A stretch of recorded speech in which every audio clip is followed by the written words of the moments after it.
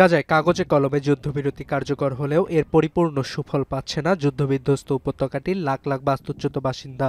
অক্টোবরে যুদ্ধবিরতি কার্যকরের পর কয়েক দফা বড় ধরনের হামলার কবলে পড়ে গাজাবাসী। সেই সঙ্গে কোনো ধরনের মানবিক সহায়তা ছাড়া অবরুদ্ধ গাজায় শীত বৃষ্টিতে নাকাল ফিলিস্তিনিরা। শর্তে রাজি হলেও গাজায় পূর্ণ মানবিক সহায়তা সামগ্রী প্রবেশে এখনও অনুমতি দেয়নি নেতানিয়াহু প্রশাসন। পাশাপাশি প্রায় 2 বছরের ইসরায়েলি আগ্রাসনের ক্ষতচিহ্ন ও ভেঙে পড়া পয় নিষ্কাশন ব্যবস্থাকে সঙ্গী করে তাঁবুতে মানবেতর দিন কাটছে গাজার নবজাতক থেকে শুরু করে সব বয়সী মানুষের। এদিকে যুদ্ধবিরতি শর্ত মেনে চলার প্রতিশ্রুতি দিলেও নানা অজুহাতে এটি ভঙ্গ করে যাচ্ছে ইসরায়েলি বাহিনী। রোববার দক্ষিণ গাজার খান ইউনিসে ড্রোন হামলা চালায় আইডিএফ। এতে হতাহত হয়েছে বেশ কয়েকজন। এছাড়া রাফা শহরে হামলা অব্যাহত রেখেছে তেল আবিব। অন্যদিকে খোদ যুক্তরাষ্ট্রের বারণ সত্ত্বেও অধিকৃত পশ্চিম তীরের তুবাস অঞ্চলে বুধবার থেকে অভিযান জোরদার করেছে ইসরায়েলি সৈন্যরা। এতে অঞ্চলটি জুড়ে আতঙ্ক ছড়িয়ে পড়েছে।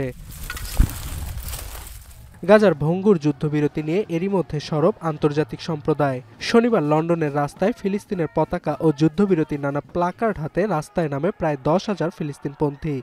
এ সময় তারা গাজা যুদ্ধে গণহত্যা চালানোর অভিযোগে গানের প্রতিযোগিতার আন্তর্জাতিক প্ল্যাটফর্ম ইউরোভিশন থেকে ইসরায়েলকে নিষিদ্ধ করার দাবি জানান। We have banned Russia in the Eurovision Song Contest because of their attack on Ukraine, and in the same way, any nation that is perpetrating a genocide should not be participating in these international cultural celebrations of solidarity. It's Eurovision. I'm not sure why Israel, if they're in the Middle East, are in it anyway. এরই মধ্যে ইসরায়েলকে প্রতিযোগিতা থেকে বাদ দিতে সম্মত হয়েছে Netherlands, Slovenia, Iceland, Ireland ও Spain.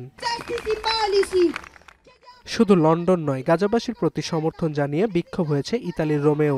শনিবার গাজা অভিমুখী সুমুদ ফ্লোটিলা বহরে থাকা সুইডিশ অধিকার কর্মী গ্রেটা থুনবার্গ, জাতিসংঘের বিশেষ দূত ফ্রান্সেস্কা আলবানিস ছাড়াও বিক্ষোভে অংশ নেয় অসংখ্য মানুষ। এ সময় বিক্ষোভকারীরা মেলোনি প্রশাসনের 2026 সালের বাজেটের তীব্র সমালোচনা করেন। কেননা সরকারের বিরুদ্ধে বাজেটে শিক্ষা, স্বাস্থ্য, অবকাঠামো উন্নয়নের মতো খাতগুলো অপেক্ষা প্রতিরক্ষা খাতকে বেশি গুরুত্ব দেওয়ার অভিযোগ তোলেন বিক্ষোভকারীরা। অনেকে একে যুদ্ধের বাজেট বলেও অভিহিত করেন।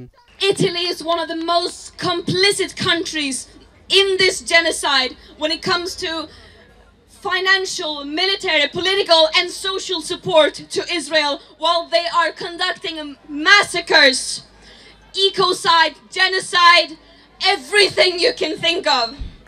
So you have a responsibility to continue showing up on the streets. বক্তব্যে থুনবার্গ মেলোনি সরকারকে স্বৈরাচারী বলেও অভিহিত করেন। রোববার তুরস্কের পর লেবানন সফরে যাচ্ছেন রোমান ক্যাথলিকদের সর্বোচ্চ ধর্মগুরু পোপ লিও। সম্প্রতি দেশটিতে হিজবুল্লাহর বিরুদ্ধে হামলার মাত্রা বাড়িয়েছে ইসরায়েলি প্রতিরক্ষা বাহিনী। রয়টার্স জানায় যুদ্ধবিধ্বস্ত দেশটিতে শান্তির বার্তা নিয়ে যাবেন পোপ লিও। অর্ণব প্রসাদ, এখন বিশ্ব।